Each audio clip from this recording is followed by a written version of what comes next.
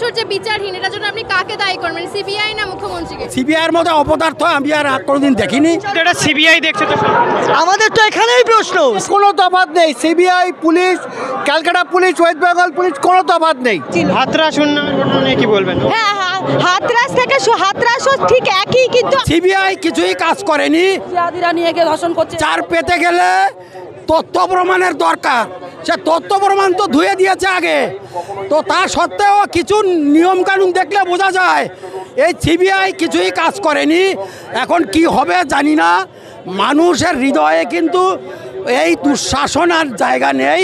এখন বিচার পেতে হলে দুঃশাসনের অপসারণ করতে হবে। দুঃশাসন না গেলে কোনো বিচার পাওয়া যাবে না। সিবিআই ব্যর্থতার কথা। সিবিআই কি বলবো, সিবিআইয়ের মধ্যে অপদার্থ আমি আর কোনোদিন দেখিনি। যাই হোক, আমি এর সম্পর্কে কিছু বলার মতো আমার নেই। মোটামুটি দুঃশাসনের পতন না হলে কোনো বিচার হবে না। কি দেখানো উচিত? দুটোই তো দেখালাম, রাখিও দেখালাম, চুরিও দেখালাম। বাঁচতে বললাম, কেউ তো বাঁচলো না, কেউ তো বাঁচলো না। আগেরবার সিম্বলিক চুরি দেখিয়েছি, এবার ফিজিক্যালি চুরি দেখালাম। নেবেন না এরা, মুখ ঘুরিয়ে নিচ্ছেন। এখন বিষয় হচ্ছে জিজ্ঞেস করার কতক্ষণ আটকে থাকবেন। এবার গুলি টুলি চালাবেন তো, দুপুরবেলা গিয়ে খেতে হবে, গুলি কাঁদানি গ্যাস এগুলো চালান।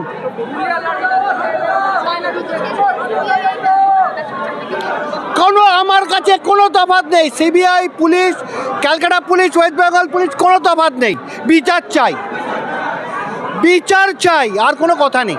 পুলিশ নির্লজ্জ, বেহায়া, দোকান কাটা, চটি চাটা পুলিশ আজ সকাল থেকে আমাদের আন্দোলনকারীদের রোকার জন্য অভয়ার মা বাবা ডাকে যে নবান্ন অভিযান হচ্ছে, সেই নবান্ন অভিযানকে দমন করার জন্য, সেই নবান্ন অভিযানে যারা যারা সম্মিলিত হচ্ছে তাদেরকে আটকানোর জন্য সকাল থেকে লেগে রয়েছে।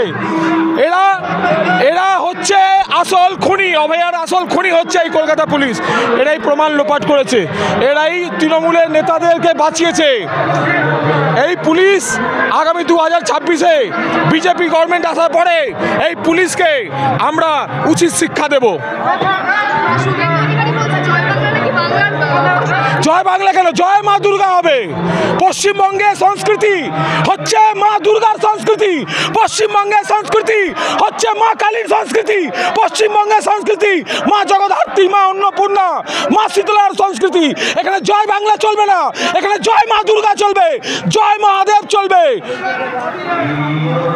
একটা বছর যে বিচারহীন, এটার জন্য আপনি কাকে দায়ী করবেন, সিবিআই না মুখ্যমন্ত্রীকে? মুখ্যমন্ত্রীকে দায়ী করবো, কেননা এই আমাদের অভয়া বোনকে যখন আরজিকর হসপিটালে যখন ওরভাবে এরকম নির্মম অত্যাচার করে ওকে খুন করা হলো, তখন এই প্রমাণ লোপাট করেছিল এই রাজ্যের পুলিশ। আর রাজ্যের পুলিশটা কার?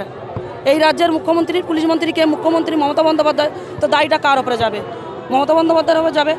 সিবিআইয়ের ওপরে কেন যাবে? সিবিআইকে যখন চেপেছে 5 দিন পরে, তখন তো প্রমাণ অলরেডি লোপাট হয়ে গেছে। কিন্তু মুখ্যমন্ত্রী তো বলছে যে আমাদের রাজ্যের মেয়েরা সব থেকে সুরক্ষিত।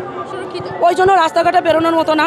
রাস্তায় বেরোলে টোটো ড্রাইভার নিয়ে গিয়ে ধর্ষণ করছে, রাস্তায় বেরোলে জিয়াদিরা নিয়ে গিয়ে ধর্ষণ করছে, রাস্তায় বেরোলে ওদের পোশাক গুন্ডাগুলো পার্টি অফিসে ডেকে নিয়ে গিয়ে ধর্ষণ করছে।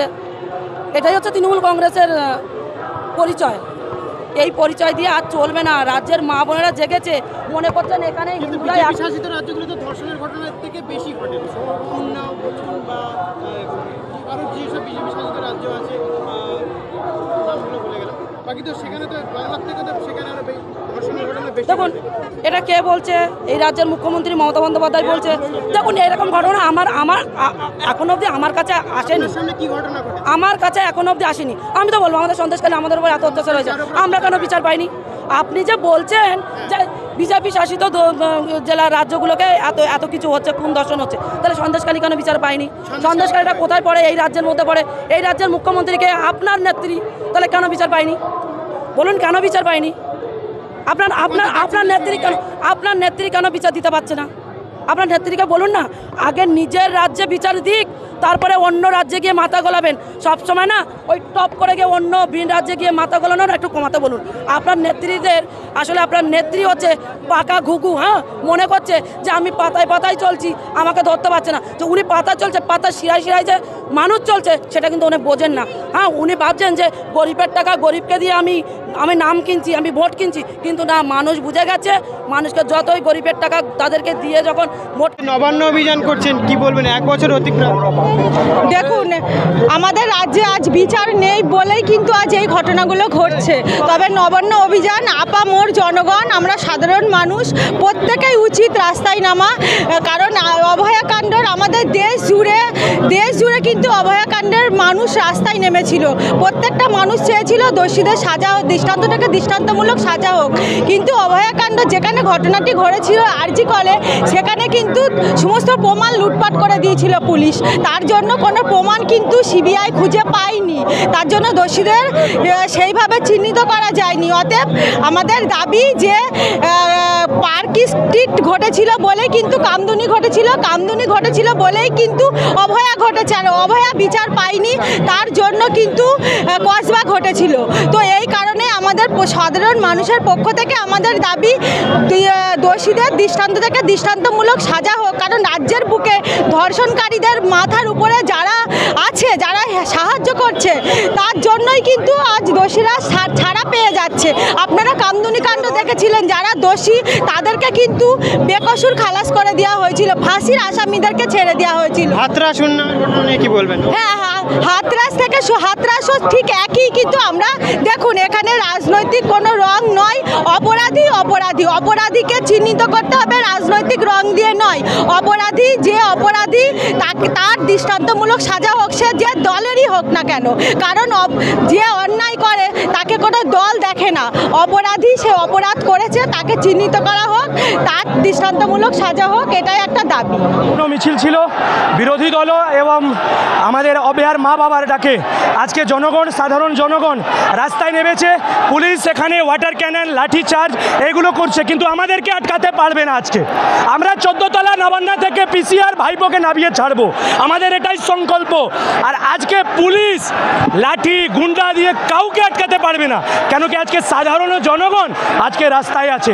আমরা লড়াইয়ের জন্য তৈরি আছি, লড়াই হলে লড়াইয়ের জবাব লড়াইয়ের মাধ্যমে হবে।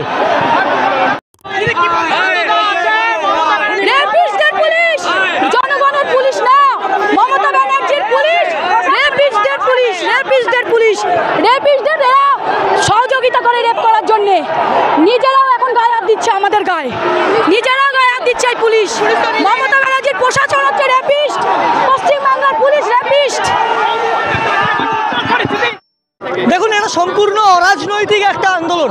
আমরা বারংবার বলেছি, এই বাংলায় যে সর্বেসর্বা মহারানী, তার পুলিশ প্রথম গ্রেপ্তার হয়েছে এভিডেন্স ট্যাম্পারিংয়ের অভিযোগ।